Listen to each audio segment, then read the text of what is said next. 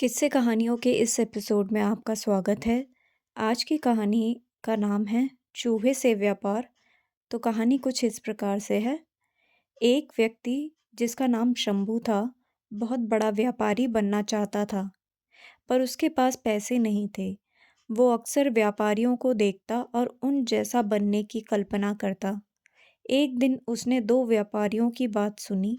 एक व्यापारी दूसरे व्यापारी से कह रहा था, व्यापार करने के लिए पैसे नहीं, बल्कि लगन और चतुराई की जरूरत होती है।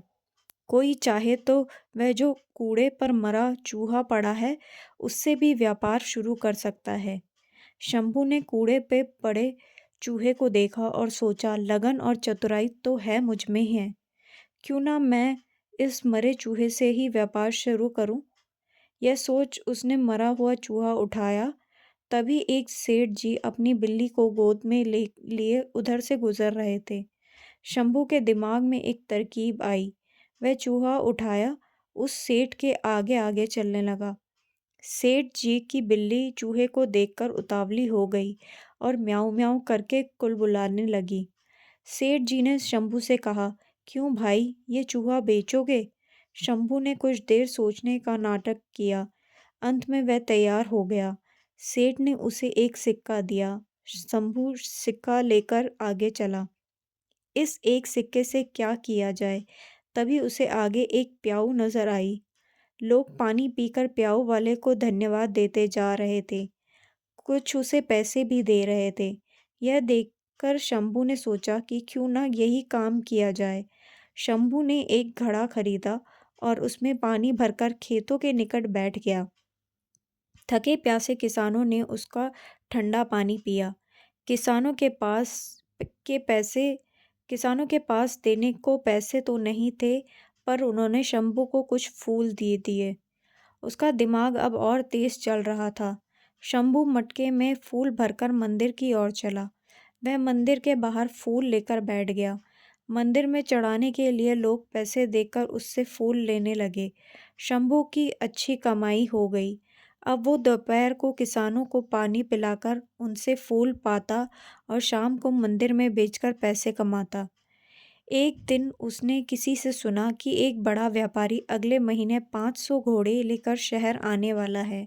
उसका दिमाग दौड़ने लगा। वो घड़े में पानी व गुड़ डालकर जंगल की ओर चल दिया। वहाँ घसियारे घास काटने वाले को मुफ्त में शरबत पिलाता। घसियारे उसके बहुत आभारी हो गए। वह उसकी सेवा के बदले उसके लिए कुछ करना चाहते, पर शंभू उन्हें कहता, समय आएगा तो मौका दूंगा। एक दिन वो समय भी आ गया जब घोड़े का व्यापारी अपने 500 घोड़े लेकर शहर आ गया। शंभू घसियारों के पास गया और अपनी सारी जमा पूंजी देकर बोला, आज जितनी घास आपने काटी है वह मुझे बेच दो। घसियारे तुरंत मान गए। चंदू ने सारी घास ले ली। इस इस कारण बाजार में कोई घास नहीं लाया। व्यापारी शहर पहुंचा तो उसे घोड़ों के लिए घास नहीं मिली। केवल एक जगह घास का अंबार लगाए शंभू मिला। उसके पास 100 गट्ठर थे। व्यापारी को घोड़े के लिए घास की बहुत ज़रूरत थी। उसने शंभू से घास की कीमत पूछी। चंदू ने 1000 सिक्के मांगे। मजबूर होकर व्यापारी को घास के लिए 1000 सिक्के देने पड़े। कुछ ही दिनों बाद एक जहाज माल लेकर आया। नगर के व्यापारियों के दल के पहुंचने से पहले ही शंभू जहाज के व्यापारियों के पास पहुंच गया और उसने 1000 सिक्के अग्रिम देकर जहाज का सारा माल खरीद लिया। नगर के व्यापारियों को शंभू से माल खरीदना पड़ा। शंभू ने व्यापारियों से पैसा लेकर जहाज वालों को पूरी कीमत दे दी। शहर के व्यापारियों में शंभू मशहूर हो गया। सब उसकी चतुराई के कायल हो गए। एक दिन शंभू एक व्यापारी के घर गया। यह वही व्यापारी था जिसकी बात सुनकर शंभू ने मरे चूहे से अपना कारोबार शुरू किया था। शंभू ने एक सोने का चूहा उस व्यापारी के सामने रखा और बोला, आप मेरे गुरु हैं। ये सोने का चूहा गुरु दक्षिणा के रूप में स्वीकार कीजिए।